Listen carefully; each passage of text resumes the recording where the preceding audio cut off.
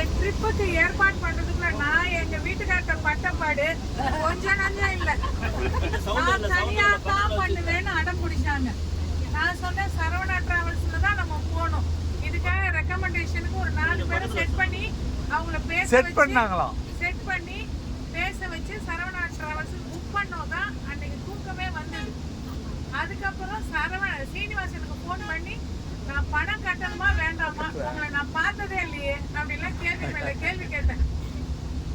Madam ஐயா பார்த்துப்பான், எங்க இதுல வந்து ஐயன்னா ஐயா என்னடா அது ஐயா பார்த்துப்பான்ட்டு அப்படின்னு சொன்னாரு. சொல்லிட்டு சரி அப்புறம் புரிஞ்சுக்கிட்டேன். சரி ஏதோ கடவுள் பேரை ஐயா நையன்னு சொல்றாரு அப்படின்னு சொல்லிட்டு ஏங்க அவரை நம்பி கட்டுவாங்க, என்னாலும் சரி கடவுளுக்கு தானே போய் சேரட்டும் அப்படின்ற எண்ணத்துல பணம் கட்டி டிக்கெட்டும் போட்டாச்சு. போட்டோன்னு மறுபடியும் எதுவும் ஆகக்கூடாது, நம்மளுக்கு போற வரைக்கும் 23ஆம் தேதி வரைக்கும் ஆரோக்கியத்தோட இருக்கணும். ஏன்னா என் ஹஸ்பண்டுக்கு 2 வாட்டி ஆன்ஜியோ நடந்திருக்கு. அதனால எந்த தடங்களும் இல்லாம நல்லபடியா போகணும் வரணும் அப்படின்ற எண்ணத்துல எனக்கு ஒரு ரொம்ப விருப்பமான ஒரு பிள்ளையார் இருக்காரு. அவரை வேண்டிக்குவேன் எப்பவுமே. அதனால அந்த பிள்ளையாருக்கு நான் காசு எப்பவுமே போட்டுருன்னு வேணும். சக்சஸா போயிட்டு சக்சஸா வரணும். இந்த இன்சிடென்ட் நம்ம குரூப்ல பாரதிக்கு நடந்துட்டு வாட்ச் தொலைஞ்சு போச்சு. அப்போ பாரதிட்ட சொன்னேன், நான் உனக்காக வேண்டிக்கிறேன் பாரதி, உனக்கு அந்த வாட்ச் கிடைச்சிருச்சுன்னா ₹1 எனக்கு கொடுத்துருங்க. அடுத்த நாள் காலையில ₹1 கொடுத்தா வாட்ச் கிடைச்சிருச்சு.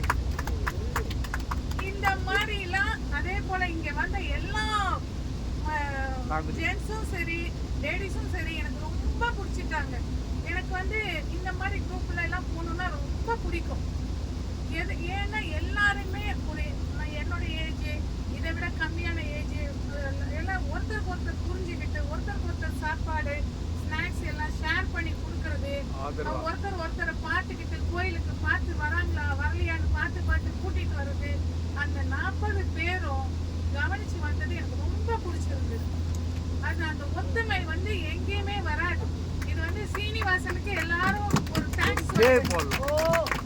சீனிவாசனுக்கு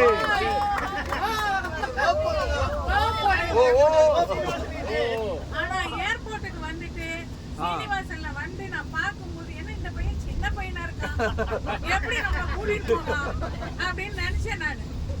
என்னடா அது அப்புறம் தெரியாத பண்ணிட்டோமோ அமைதியா ஒரு இடத்துல உட்கார்ந்து கேஷ் வாங்க வேண்டியது பைக்குள்ள வச்சுட்டாங்க.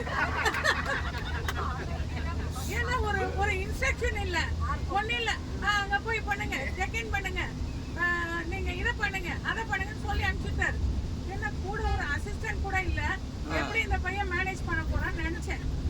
ஆனா உண்மைக்கு ஒரு 2 நாள் முன்னாடி என் ஹஸ்பண்ட நான் டிஸ்கஸ் பண்ணும்போது இந்த பையன் நல்லா வருவாங்க, கண்டிப்பா நல்லா வருவான், அவ்வளவு துருத்துருப்பு, அவ்வளவு ஒரு எண்ணங்கள், அவனோட எண்ணங்கள், அவனோட அன்பு பாசம் இதெல்லாம் ரொம்ப நல்லா கவனிச்சு அந்த ஃபுட்டெல்லாம் கரெக்ட் டைமுக்கு எப்படியாவது ஏற்பாடு பண்ணி கூடவே கவனிச்சது எனக்கு ரொம்ப ரொம்ப பிடிச்சிருந்தது. நோண்டி நடந்துக்கிட்டேன்.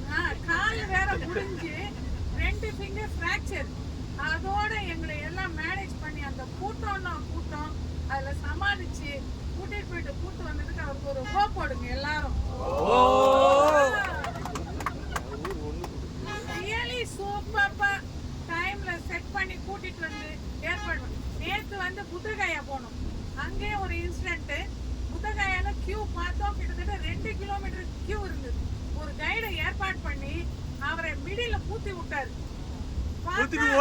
பூத்திட்டு அவர் ஓடி போயிட்டாரு. எங்களுக்கு தமிழ் அவங்க அம்மாலாம் இந்த வாங்கணும் திட்டு நல்லாவே எனக்கு புரிஞ்சுது. ஏன் புரியாதவங்களாம் நிம்மதியா ஒரு 5 நிமிஷத்துல அந்த புத்தகாயாவை சுத்தி பார்த்துட்டு வெளியே வந்தோம். இல்லாட்டி ராத்திரி 10 மணி ஆயிருக்கும். இதெல்லாம் இயற்கையா அவர் சொல்ற மாதிரி அந்த ஐயன் அருளால எல்லாருக்குமே கிடைச்சிது. டைம்ல எல்லாமே கிடைச்சு